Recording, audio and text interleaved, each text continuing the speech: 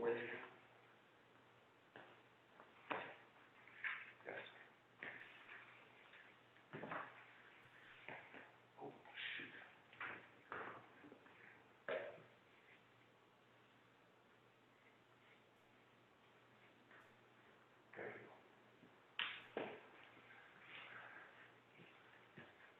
Good morning, everyone. Welcome to our first ever Zoom Meet the Candidates morning here at Hidden Valley. I want to thank everybody who is watching this session online through Zoom for participating. Chris Umble, head of the Nominating and Leadership Committee, will be providing instructions with regard to format, but I did want everybody to know that 4 of our 5 candidates are here in person. One individual had to pre-tape his 3-minute session, and you'll be also hearing from him. And again, I'm sure Chris will repeat these instructions. It is important to know that you will have an opportunity to ask questions at the end of the session, correct, Chris? 2 opportunities. And so hold your questions. We won't be responding to questions posed through the chat option. So welcome, and please join me in welcoming the 5 individuals who have decided to run and help out the foundation here in Hidden Valley. Thanks. John, you want to wait? Yes. Good morning, ladies and gentlemen. If we can ask so the meeting is facilitated appropriately and everyone has an opportunity to be heard, as Ms. McGrail said, no chat function, and when we get to the Q&A, if you can physically raise your hand, we'll allow the MC to call upon you, and that way the candidate can hear your question and the audience is able to hear the answer. We thank you for your attendance this morning. Thank you. Thank you. It's a great morning of gratitude. We're thanking everybody. I do want to thank all the members who have taken the opportunity to join us this morning.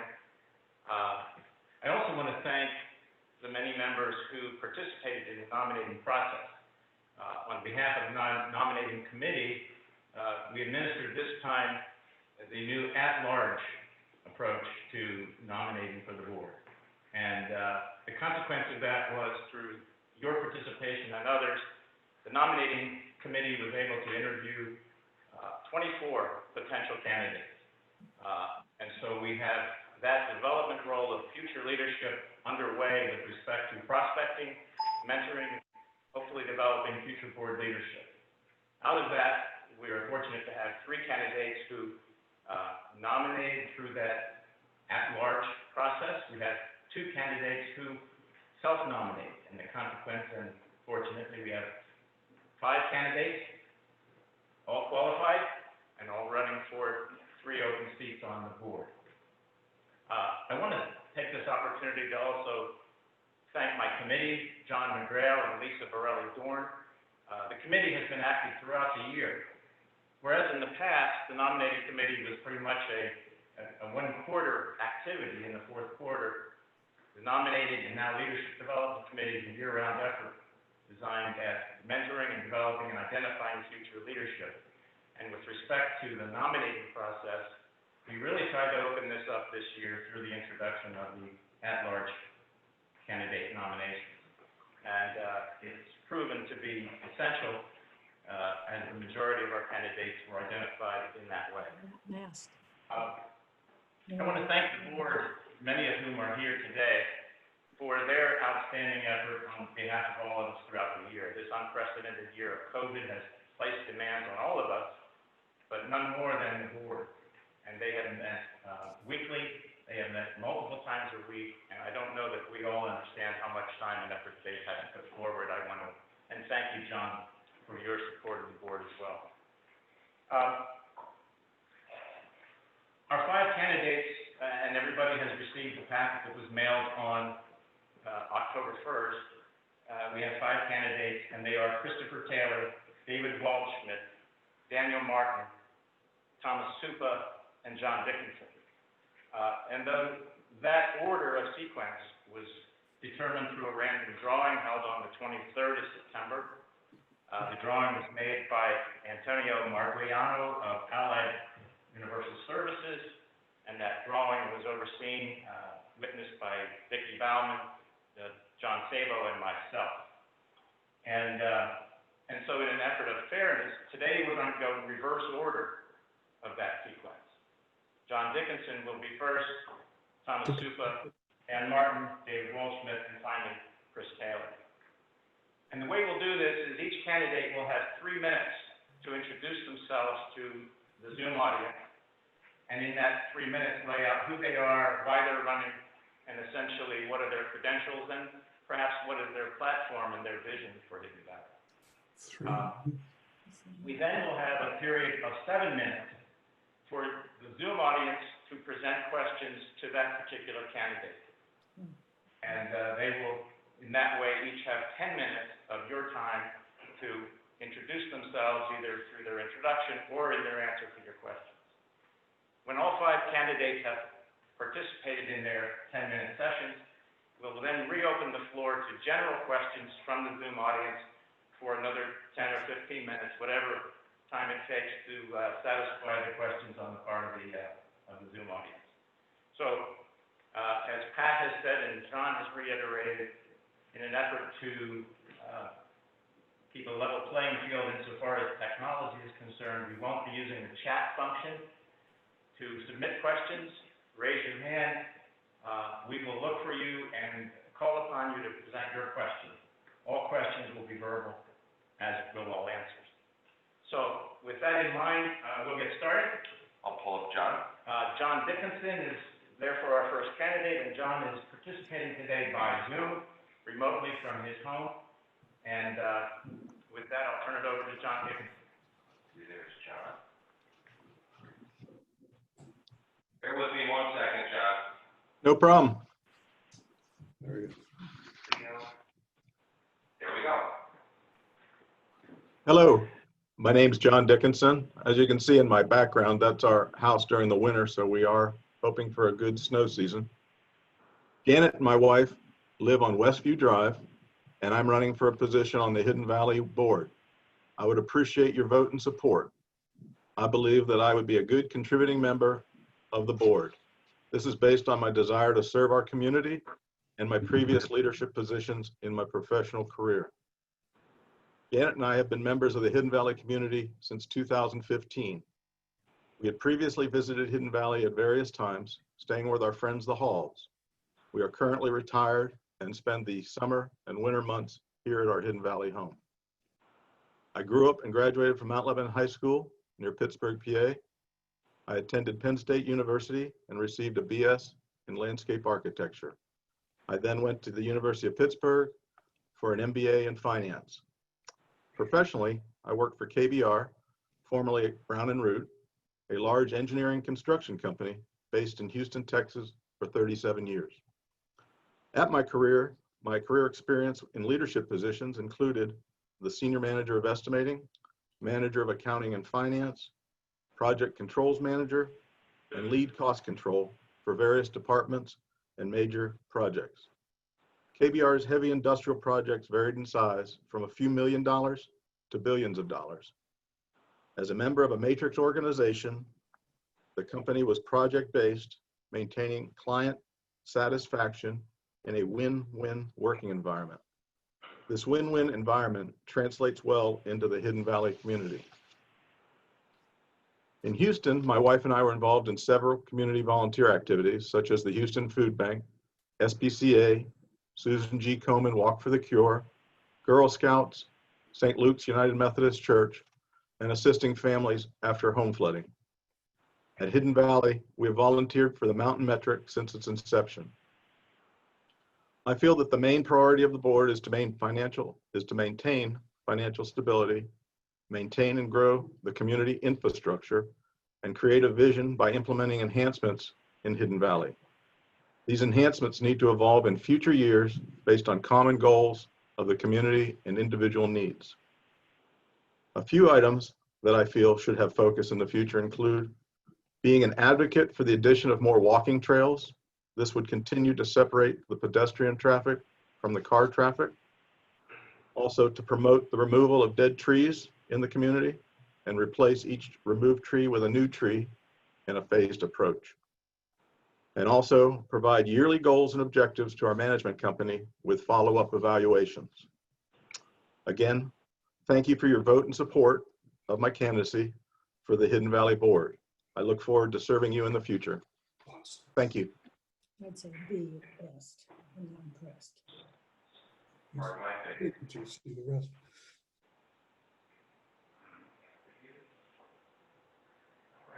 If you could ask if anyone. Okay, are there any questions of John Dickinson? Tom, go ahead. Tom Palone? Let me unmute you, Tom. Wait a minute. Let me unmute you. Tom, can you start over?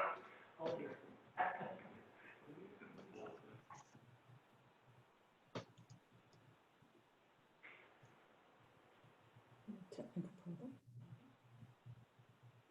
Can you hear me? Now we Okay, can. Tom, thank you. Hey, Chris, in the theme of gratitude, I want to thank you and everyone involved for allowing this forum. Hey, my question is going to be for each candidate, so I'm going to present it, and then you could decide if, how each one wants to answer it, if you want me to read it every time. But here's my question. Many homeowners have trailers to haul personal recreational vehicles, such as boats, jet skis, kayaks, ATVs, and snowmobiles for legal use on the public and private lands which adjoin or are nearby Hidden Valley. Section 15 of the CC&Rs and bylaws prohibits trailers to remain overnight on any property. That same Section 15, however, also prohibits vehicles in excess of 5,000 pounds gross vehicle weight.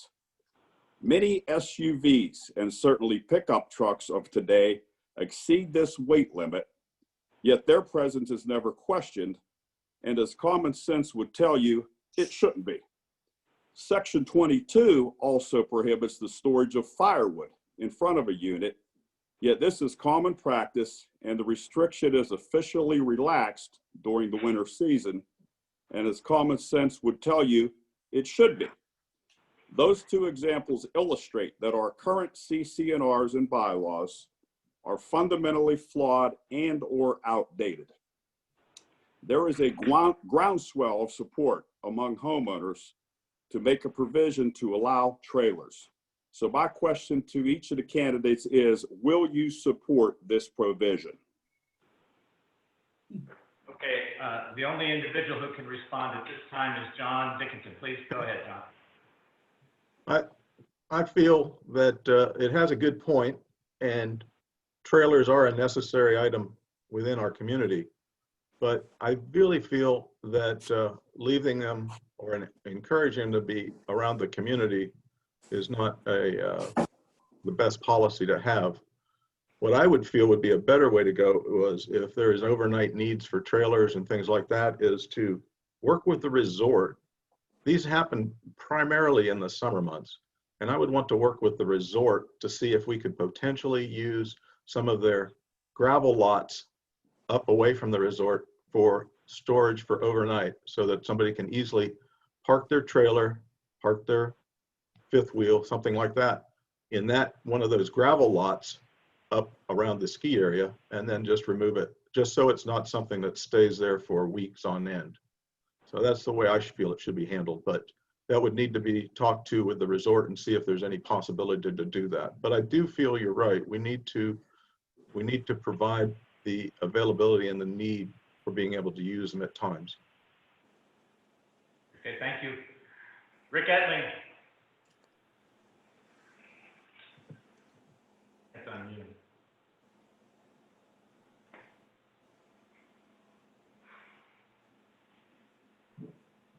Go ahead, Rick.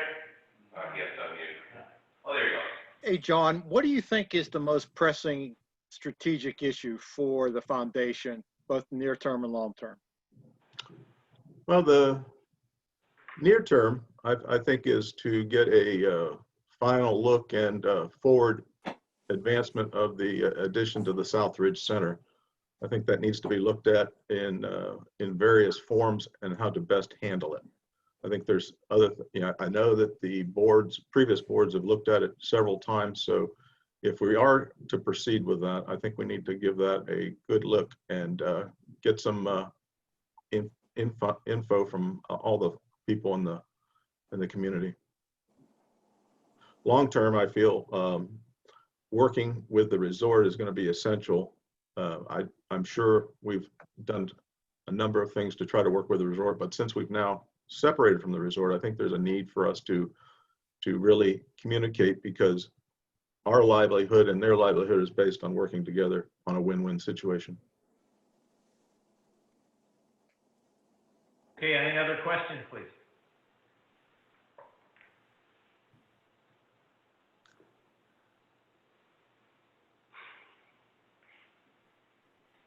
All right, you relinquish your time.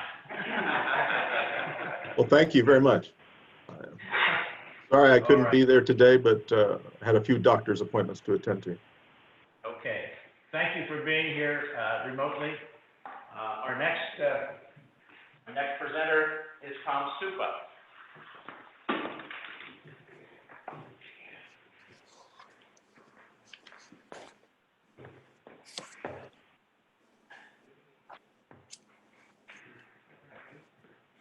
Good morning. My name is Tom Supa. I'm a full-time resident here in Valley. I live in the Highlands, which I'm on the association board down there also. I'm a retiree from Willie Pittsburgh Steel for 30 years, which at the end I was a construction boss. I had 2 people underneath me, carpenters and painters and millwrights. I also worked a lot with OSHA. They taught me a lot of things about things of being compliance. And I also work with the DEP a bit also, because Neil taught me a lot of things about, there's a lot of hazardous waste there we have to take care of. And third of all, I would like to have a vision on moving forward with all the new residents and people going to come up here this summer. We have 60 new units been sold this year. And I think that we should be thinking more about summer activities than ski resort. We want to be a full-time resort now. So my vision is expanding the tennis courts, making more pickleball courts. Below the tennis courts, maybe we could put a pavilion down there with some more playground things down there for the kids, and some charcoal grills permanent. And this way they leave a little bit of the pressure up here, so we get 400 people coming in on a weekend. As loud as it goes. You want me to move And over there? also, I would like to maybe get the food trucks up a little bit more too, for these new owners coming up, for them, a place for them to eat. Appreciate you voting for me. Again, my name is Tom Supa. Thank you. See.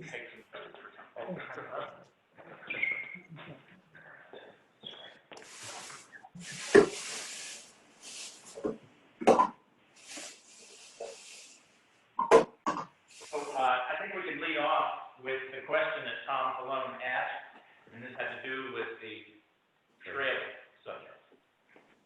Well, Tom, you there? All right, buddy. Hey, I'm not really familiar about that, but I do think, just as being an owner, trailers and especially campers are an eyesore, and I don't like it.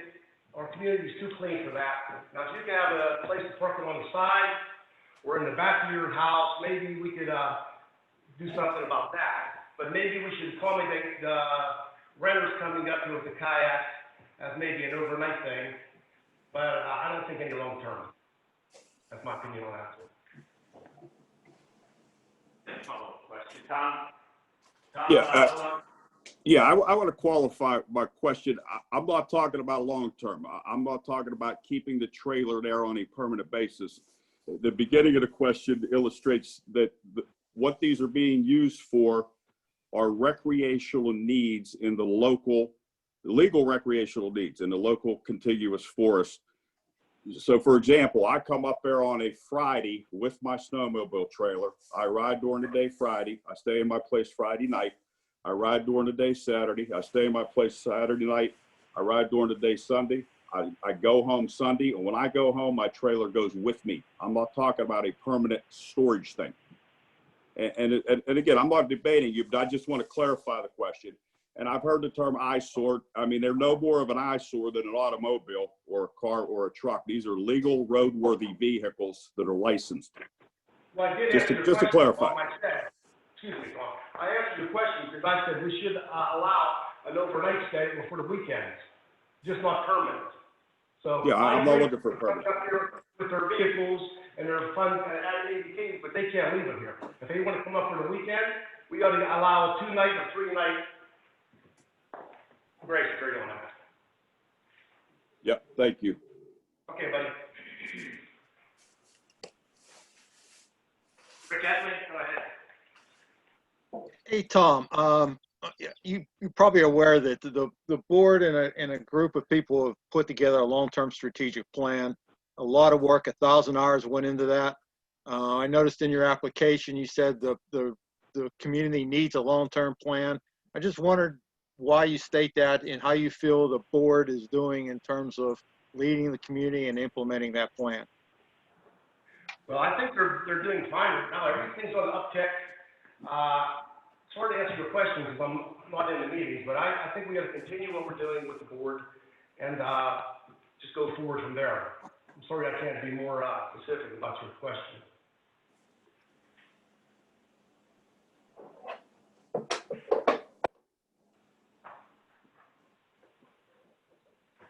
Any other questions, please? John, is there page 2? John, can you? Yeah. Just to check it out, make sure. Anybody on page 2? And then, Chris, if we can remind everyone that we are not using chat. Yeah, I want to remind everybody, there are a couple of chat questions appearing. We're not using the chat function because not everybody has access to it. We are using just verbal questions today so that everybody can hear the question at the same time. So are there any further questions? Do I see a hand being raised?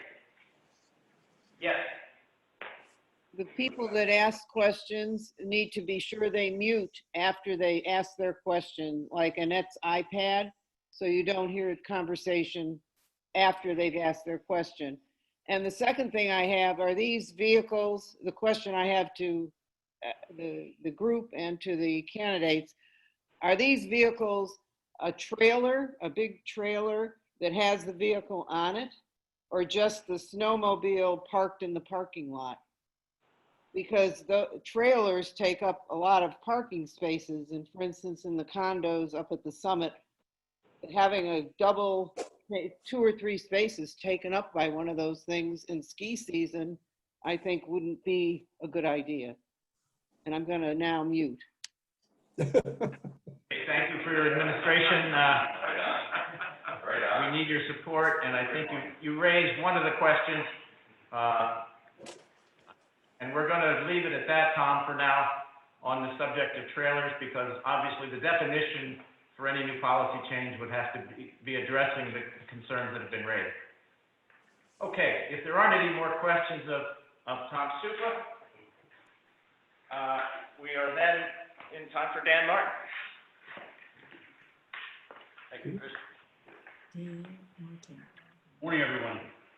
My name is Dan Martin, and thank you for your time and consideration as a candidate for the director's position to the Hidden Valley Foundation.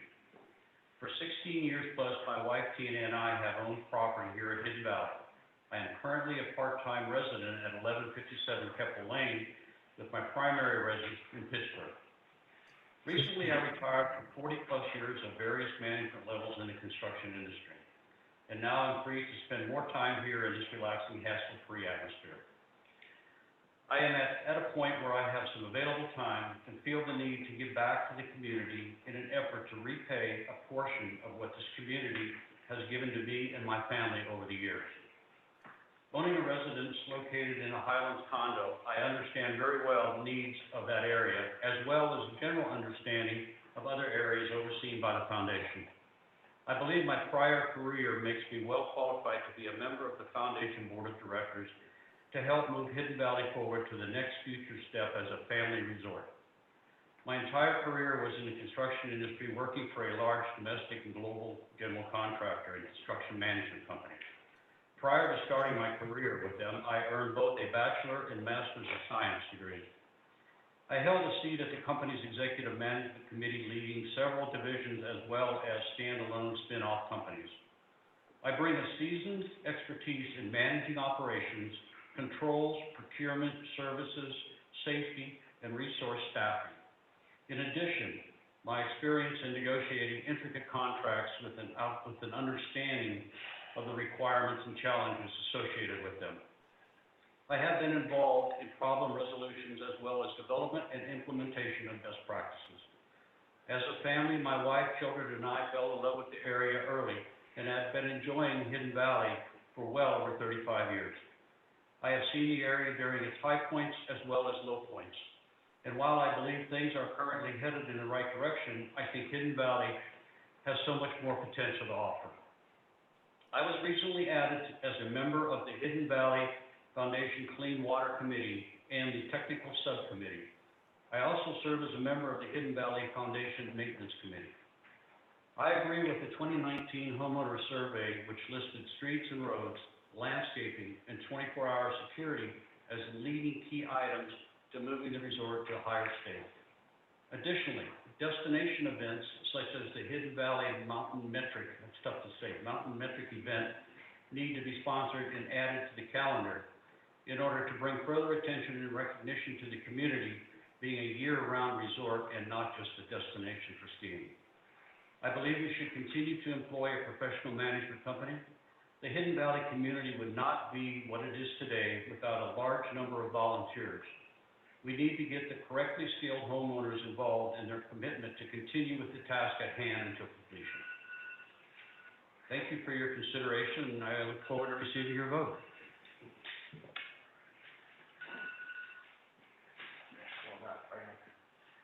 So, let's lead off with Tom Colon's question, the same question having to do with your opinion about the introduction of overnight storage for trailers. I think Tom wants to modify it. I guess Tom, all right, we're calling Tom.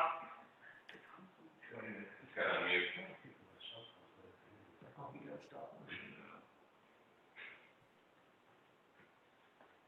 Spaces.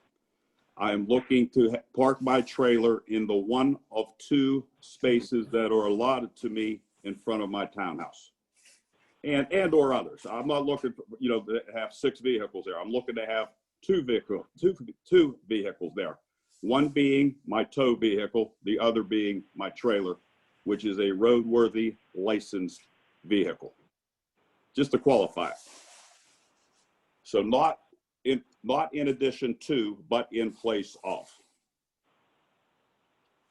Okay, I think there are spaces available, at least in the areas that I've seen, where overnight parking, truck and trailer can be done and not create a problem or not create a nuisance, for lack of a better word.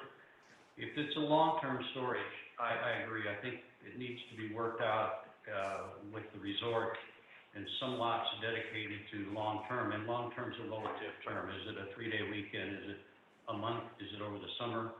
But I think trailers and trucks tied together do encumber additional parking spaces and do short lists. So a dedicated lot, I believe, would be a better choice.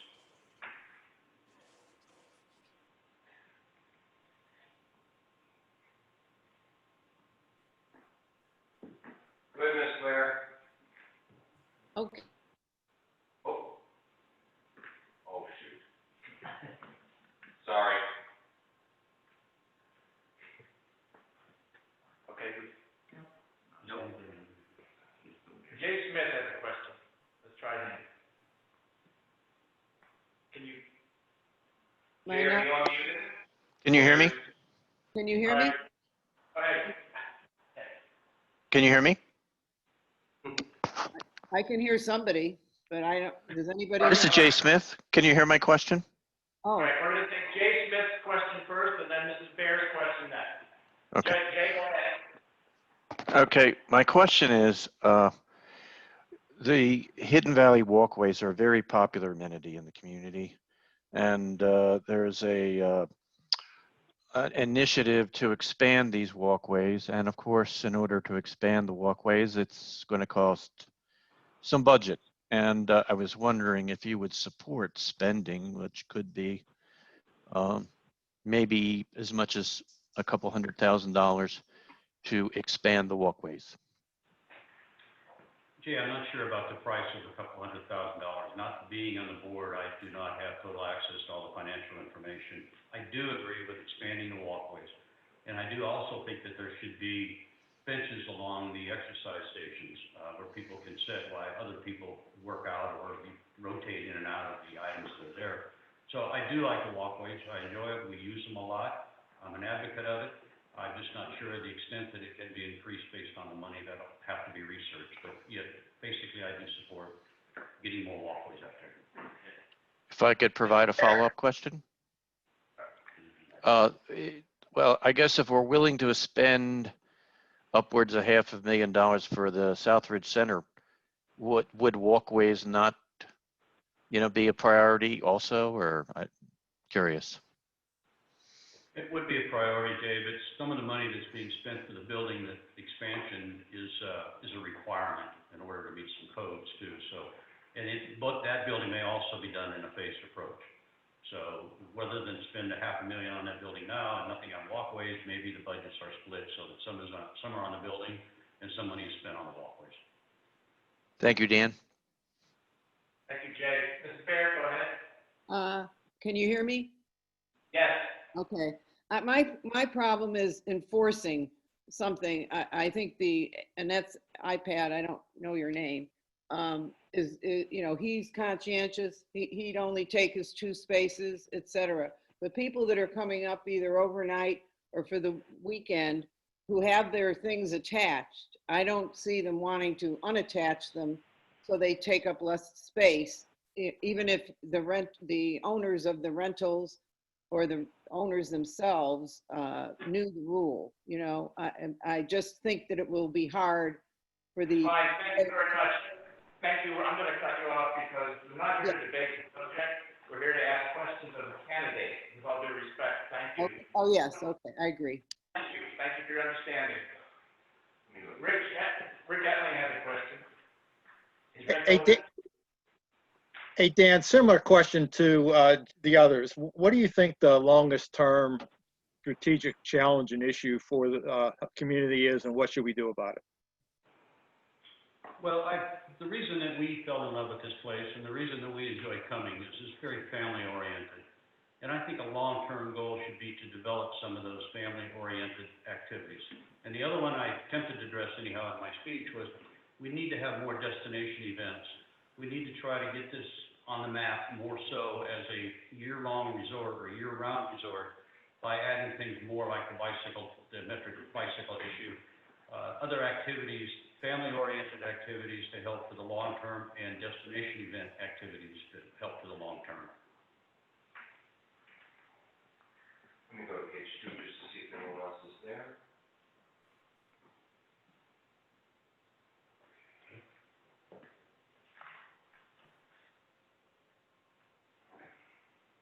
All right, if there are no further questions, we'll call on David Waldschmidt.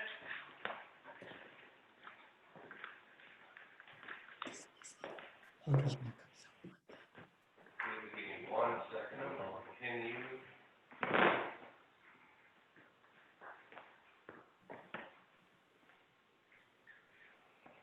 There you go. Okay, David, please. Hello, everyone. My name is David Waldschmidt. My wife and I are currently full-time residents here at Hidden Valley. We have been now for a few months. We purchased our home in 2019. And we've been fortunate enough to be able to stay here, every day of the week, all weekends, and it's been a wonderful thing, and we absolutely love Hidden Valley. Once I saw those openings on the board, I thought it may be a good time to announce my candidacy and try to help make some decisions to help our community.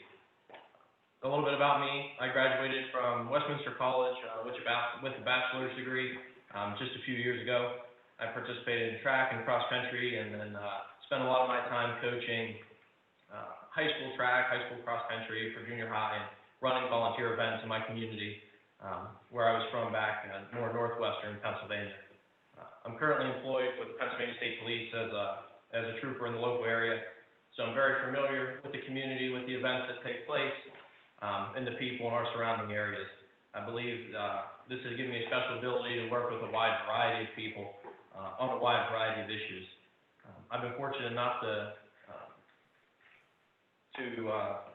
help and work in all sorts of different events all over the state, including volunteer events such as Camp Cadet, where we mentor some youth. So that brings me to one point here that I wanted to bring, and I'm sure some of you noticed in your voting packets, I did have no resume in there attached. My resume is available with the office. If anybody wants it, please ask the office, they'll send that out. I opted to not send that out in the mailing packet, just because of some mixed feelings, as you can all imagine, in the world today. If you're an informed voter, you want to see my resume and see what's on there, please feel free. I encourage you to pick that up from the office, but I did not include that to everyone in the general mailing. I do have, obviously, goals for Hidden Valley that I'd like to see. We love the community. We want to maintain and improve what we have here today, not just spend frivolous money, as some people worry about. I have numerous ideas that I'd like to bring to the board in order to make these improvements to our community, and I hope I could get your vote and support. My wife and I don't plan on going anywhere, so we'll be here for a long time. Thank you.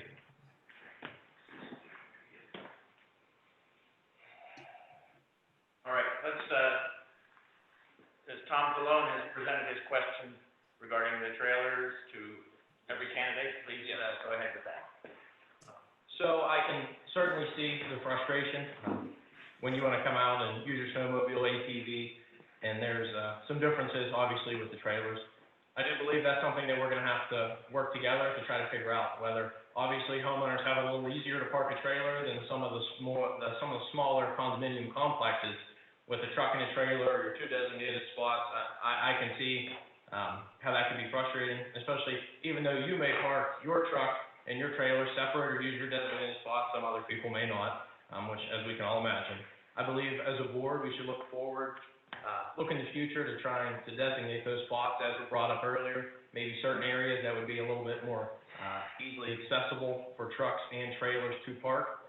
But another part that you brought up in that question earlier was maybe outdated policies such as firewood, the storage of firewood, things like that. I do believe that's something we may need to look forward now that our community is evolving and growing, is to maybe go through some of these bylaws and ask the community what bylaws maybe they don't necessarily agree with or may need to see some changes or some freshening up, as lack of a better term there, for some of these policies that we see.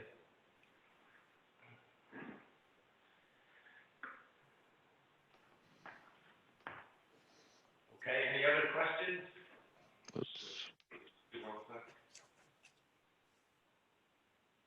Oh, Jay Smith. I'm going to ask the same question.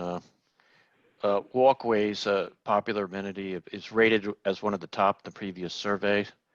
There's an initiative right now to looking at expanding walkways. Of course, that will require some money. I said 200,000, or several hundred thousand before, but I don't know the actual number right now. But it's obviously going to cost some money.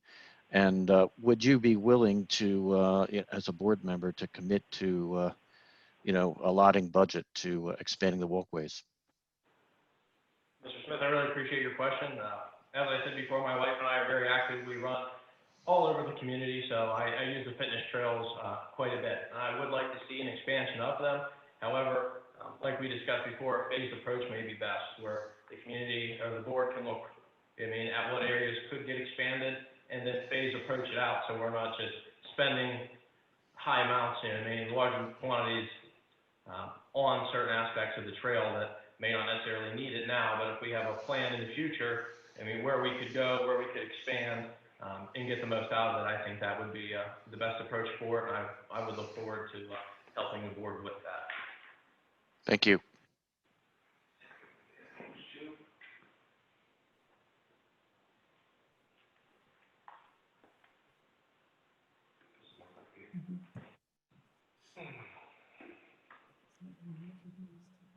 Oh, all right, Rick Etling.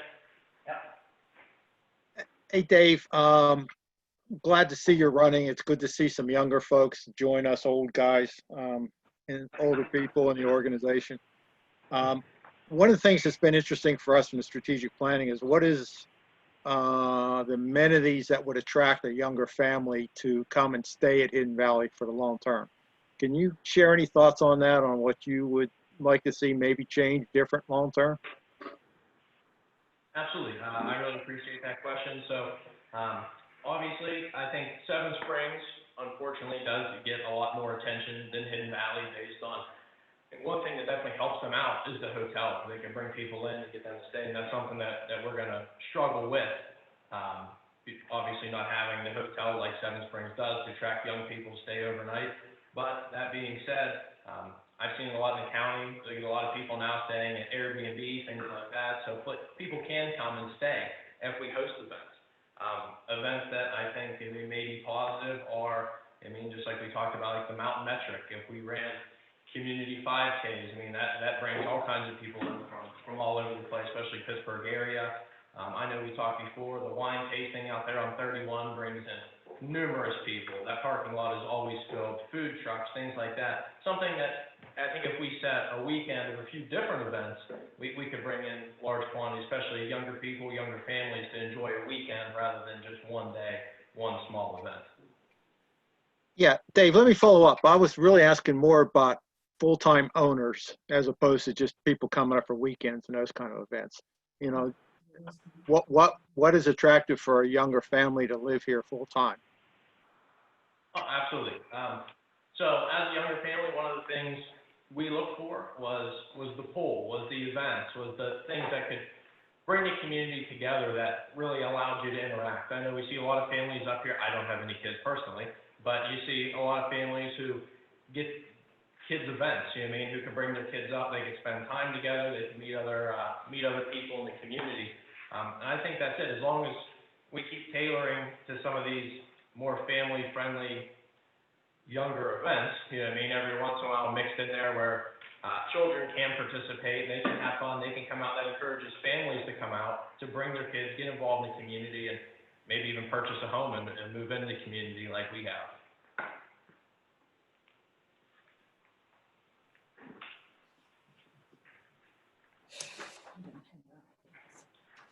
Okay, thank you, audience. If there are no further questions, thank you, David. And our last speaker of the morning is Chris Taylor.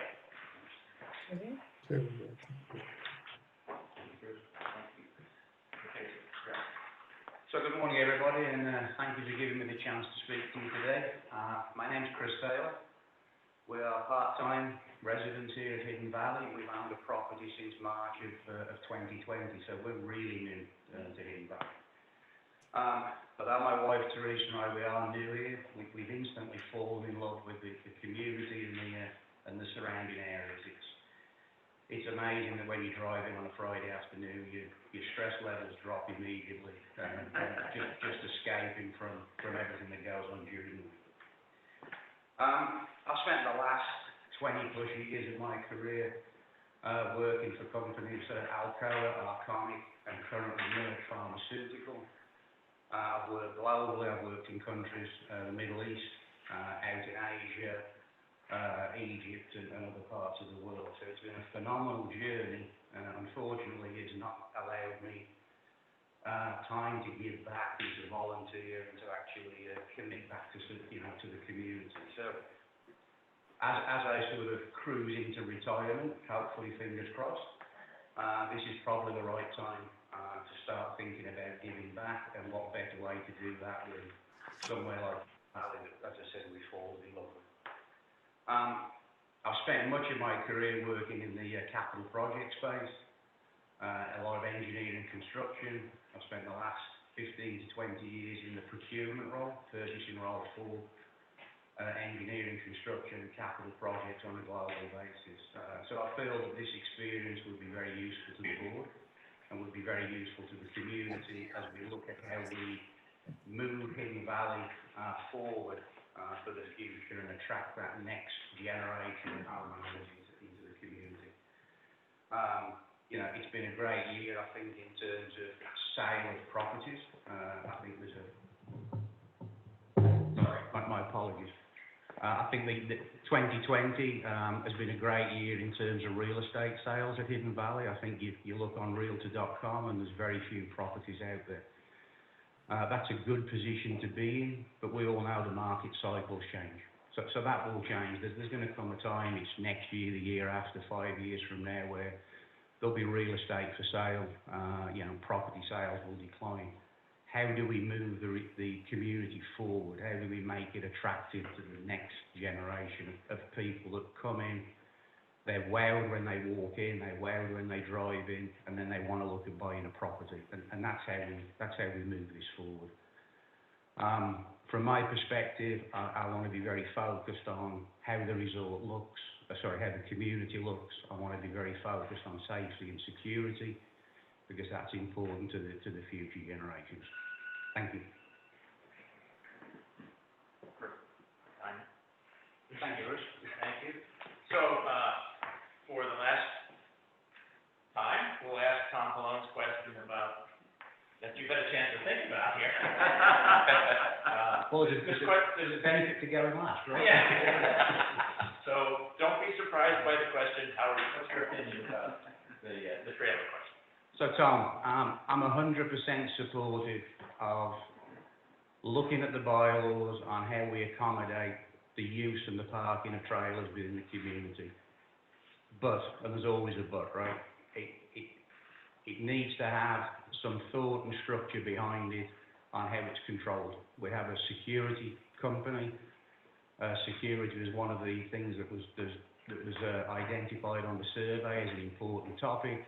I think we need to work very closely with the board and the security on how you would control it. Is it issuing permits? Do we have the ability to remove trailers that are not parked properly, they're not permitted? I'm absolutely in support of doing it, as long as we plan how it's done and what the governance structure is for allowing it to happen. Chris, should we also have Jay Smith's trail question also asked and answered? Yeah, sure. Let's, if you wouldn't mind, Jay Smith asked a question about the introduction of additional walking trails in the past. What your thought might be on that? So, Jay, good question on the walking trails. As well, you probably can't tell, but I have not missed many meals in my life. So the walking trails, to me, I love it. I use the trail every time we're here. And we actually sort of go off the trail and past the golf course and so on and so forth. But I think, like any project, there's a lot of value in extending the walking trails. I'd be very supportive of it. But I think, like a good project, we need to look at the concept. We need to get some ideas of what would be involved, some estimates of what it would cost, and then plan. And I think if it's planned, and I think if it's phased in properly, I see no reason why it shouldn't happen.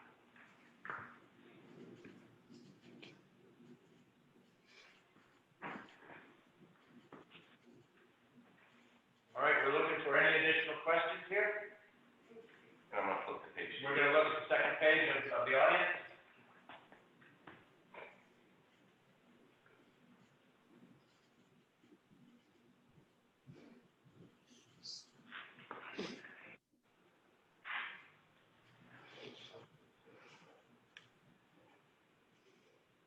All right, it looks like everybody yielded their time. Chris, thank you very much. So at this point,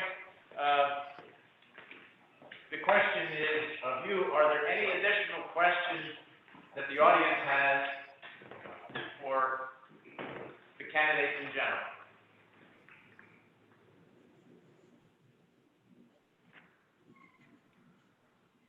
All right, let me flip to page 2. We're looking at page 2.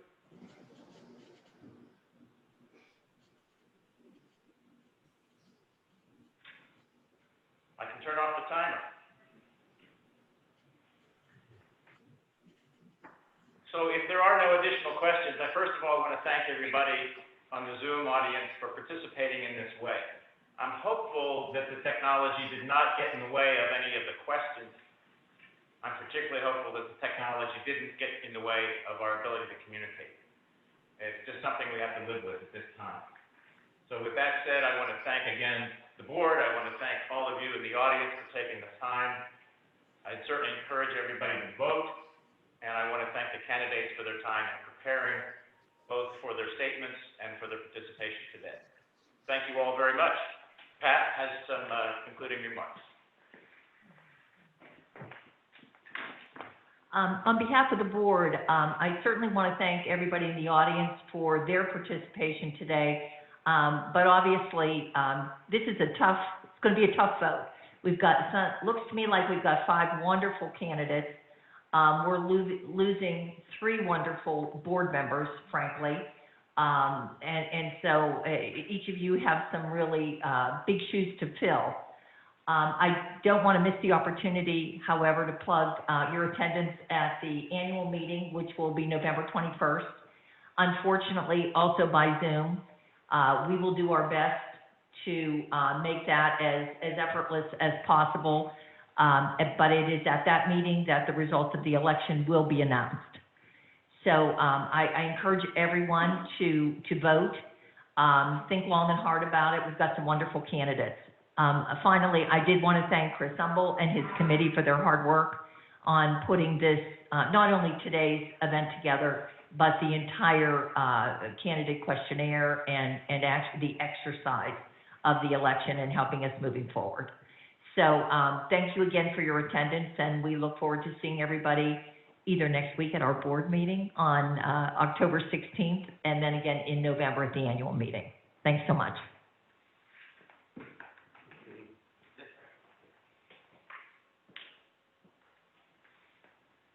Thank you, John. We're done. Good job, guys. Thank you, everyone. Thank you, guys. Great job. Chris, the presidential commission could maybe use you as a moderator. I think we were rolling up at it behind you. Yeah, true. I have to delete my Twitter account first.